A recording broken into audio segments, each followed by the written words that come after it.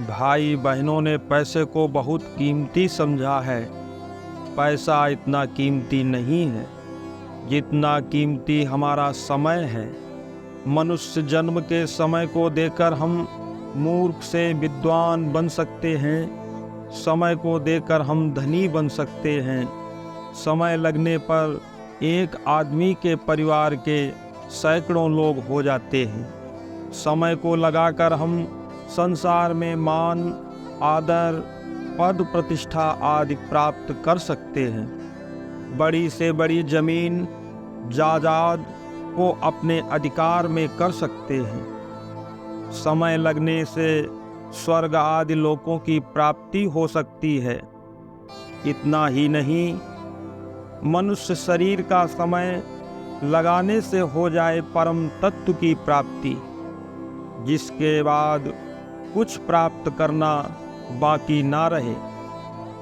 इस प्रकार समय लगाकर सांसारिक सब चीज़ें प्राप्त हो सकती हैं, परंतु सबकी सब चीज़ें रुपए पैसे आदि देने पर भी जीने का समय नहीं मिलता। जैसे आपने 70-75 वर्षों की उम्र में 60 वर्ष रुपए कमाने में लगाए, 60 वर्षों में बहुत ज़मीन जायदाद इकट्ठी कर ली, मकान बना लिए, बहुत संपत्ति इकट्ठी कर ली। अब उस संपत्ति को पीछे देकर अगर हम 60 घंटे भी और जीना चाहें तो जी सकते हैं क्या? इसमें थोड़ा सा विचार करें। जिस संपत्ति के संग्रह में 60 वर्ष खर्च हुए, उस संपूर्ण संपत्ति को देकर हम 60 घंटे भी खरीद सकते हैं क्या? एक वर्ष की कीमत में हम 1 घंटा भी लेना चाहें तो नहीं मिल सकता। जिस पूंजी के बटोरने में 1 वर्ष लगा, उस पूंजी के बदले में 1 मिनट और 60 वर्ष की पूंजी से 60 मिनट लेना चाहें तो नहीं मिल सकते। हमारा समय बर्बाद हो गया ना। वैसे भाई ऐसा व्यापार नहीं करते कि जिसमें पूंजी तो लग जाए और पीछे एक कौड़ी ना बचे। व्यापार में तो कुछ न कुछ पैदा ही होना चाहिए, परंतु इधर उधर विचार करते हैं। 60 वर्षों की उम्र में जितनी पूंजी इकट्ठी की, उसके बदले में 60 महीने मिल जाएं, 60 दिन मिल जाएं, तो भी 12वां अंश तो मिला। परंतु 60 दिन तो दूर रहे, परंतु 60 घंटा 60 मिनट भी नहीं मिलते। और समय हमारा लग गया 60 वर्ष का, तो हम बहुत घाटे में चले गए। बहुत क्या, केवल कोरा घाटा ही घाटा। अब तक हमने जो संग्रह किया है, उस संग्रह के बदले में हमारा गया हुआ समय मिलेगा क्या? नहीं मिलेगा। ऐसा समय बर्बाद ना हो, इसके लिए आज से ही विशेषता से सावधान हो जाएं। हम विशेष सावधान तभी हो सकते हैं जब निर्णय करके आएं कि हमारा क्या उद्देश्य है, हम क्या चाहते हैं। यदि हम रुपए पैसे चाहते हैं, मान बढ़ाई चाहते हैं, निरोगिता चाहते हैं, सदा जीना चाहते हैं, तो ये सब बातें कभी नहीं हो सकती, असंभव है। मनुष्यों की एक पहचान है कि मनुष्य हमेशा चाहत में लगा रहता है। मनुष्य को इसका भी होश नहीं कि हम क्या चाहते हैं, हमारी असली चाहत क्या है, इसका भी पता नहीं, क्योंकि हम खोज ही नहीं करते, इधर ध्यान ही नहीं देते कि वास्तव में हमारी चाहत क्या है। इस वास्ते सज्जनों, इसमें तो स्वयं आपको सोचना होगा। इसमें तो कोई सहारा देने वाला नहीं है। जब मनुष्य का समय पूर्ण हो जाता है और जब मृत्यु आती है, उस समय प्यारे से प्यारे, ज़्यादा स्नेह रखने वाले रो कर दिखा देते हैं और उनके बस में भी कुछ नहीं है। कर भी क्या सकते हैं, कुछ भी सहायता नहीं कर सकते। अगर आप भजन करते हैं, भगवान में लगते हैं, तो क्या ये दुर्दशा होती? धनवंता सोई जानिए, जाके राम नाम धन होए। राम नाम रूपी धन पास में होता, तो मरने पर वह पूंजी साथ में चलती। भजन आपने किया है, राम का नाम आपने लिया है, भगवान का चिंतन किया है, सद्भावों का संग्रह किया है, अपनी प्रकृति सुधार ली है, अर्थात आपने स्वभाव का सुधार कर लिया है, तो वह आपके साथ चलेगा। परंतु यहाँ की चीज़ें बटोरी हैं, ये साथ में नहीं चलेंगी। स्वभाव में जो बात आ गई वह साथ में चलेगी। आपने अपना स्वभाव जितना शुद्ध बना लिया, उतना आपने काम कर लिया। जितना भजन आपने कर लिया, उतना आपने संग्रह कर लिया, उतनी साथ जाने वाली पूंजी हो गई। ये पूंजी ऐसी विलक्षण है कि सांसारिक धन को चुराने वाले चोर, डाकू, लुटेरे, वे भी उस पूंजी को चुरा नहीं सकते। आपकी सांसारिक पूंजी पर तो डाका पड़ता है, पर भजन रूपी पूंजी पर डाका नहीं पड़ता।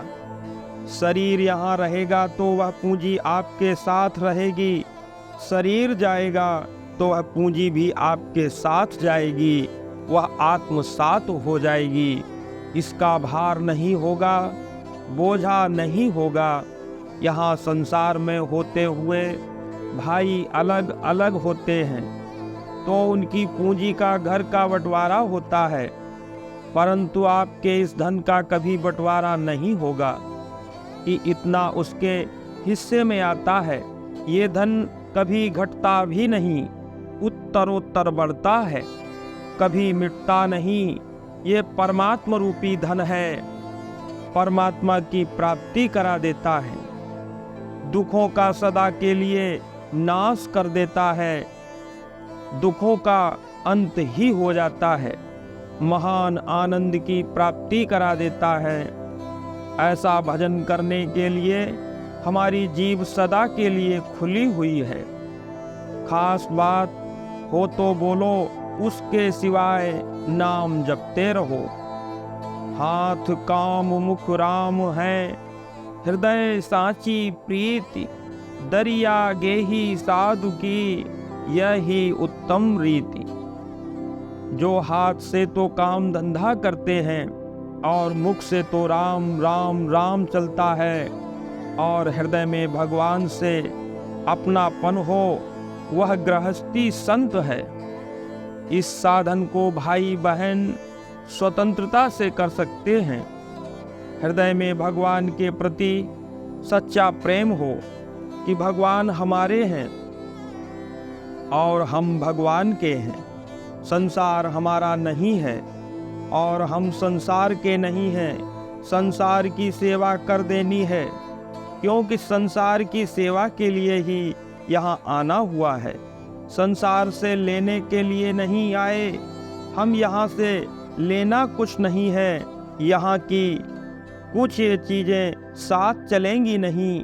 मेरी मेरी कर लोगे तो अंतःकरण में जो मेरेपन का संस्कार पड़ेगा, वह जन्म देगा, दुख देगा।